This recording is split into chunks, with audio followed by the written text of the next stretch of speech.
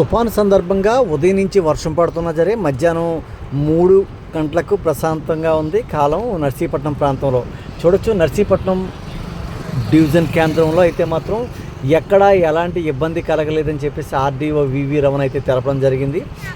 అధికారులకు ముందస్తు ఆదేశాల మేరకు ప్రజలందరూ కూడా సురక్షితంగా ఉండాలని చెప్పడంతో వాళ్ళందరూ కూడా ఇళ్ళకే పరిమితమైన దృశ్యాలు కూడా మనం చూసాం. ఎక్కడా కూడా ఎలాంటి సందర్భం కూడా ఇబ్బంది పడకుండా ప్రశాంతమైన వాతావరణంలో ఈ తుఫాను అనకాపల్లి జిల్లా నర్సీపట్నం కేంద్రం రెవెన్యూ డివిజన్ కేంద్రంలో అయితే ప్రశాంతంగా ఉంది. ఎవరికి ఎటువంటి అప్రశుద్ధి లేకుండా అధికారులందరూ కూడా సమాయత్తం అవడంతో ప్రజలందరూ ఇళ్ళకే పరిమితం అయ్యారు. మన విషయాలు చూసే ప్రయత్నం చేస్తాం. సుమారు ఈరోజు తుఫానుకి అయితే మాత్రం అందరూ ప్రజలందరూ ఇళ్ళ దగ్గరే ఉన్నారు. సాయంత్రం 4 అవుతుంది. నర్సీపట్నం ఆర్టీసీ కాంప్లెక్స్ దగ్గర నుంచి చూసుకుంటే పెద్ద చెరువు వద్ద ఉన్నాం మనం. ప్రశాంతమైన వాతావరణంలో అయితే ప్రజలందరూ రాకపోకలు విజువల్స్లో కూడా చూసే ప్రయత్నం జరుగుతుంది. ఎక్కడ డివిజన్ ప్రాంతంలో ఎక్కడ ఎలాంటి ఇబ్బంది కలగలేదు. ఇప్పటి వరకు రెవెన్యూ అధికారులు, పోలీసు అధికారులు, విద్యుత్ శాఖ అధికారులు అందరూ సమాయత్తం అవుతూ వివిధ ప్రాంతాల్లో ప్రత్యేక క్యాంపులు ఏర్పాటు చేశారు.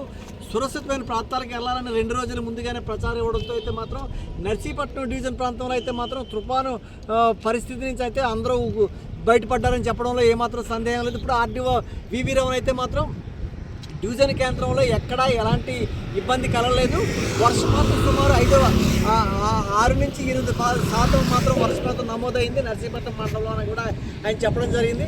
ఏది ఏమైనా నర్సీపట్నంలో అయితే మాత్రం తుఫాను సందర్భంగా అయితే ఇప్పటివరకు నిన్న 27, 28 సాయంత్రం 4 గంటల వరకు అయితే ప్రశాంతంగా ఉంది.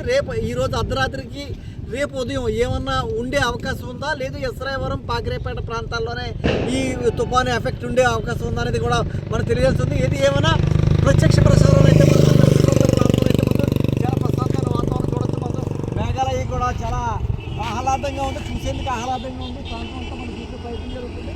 ఎక్కడ ఎలాంటి ఇబ్బంది కలగలేదు. మనకైతే మాత్రం చూడొచ్చు ఈ వాతావరణం తిలకించేందుకు కూడా ఇలా నుంచి అందరూ కూడా బయటకు వచ్చి వాతావరణం తిలకించేందుకు తరలి వస్తున్నారు. ఆ విషయాలు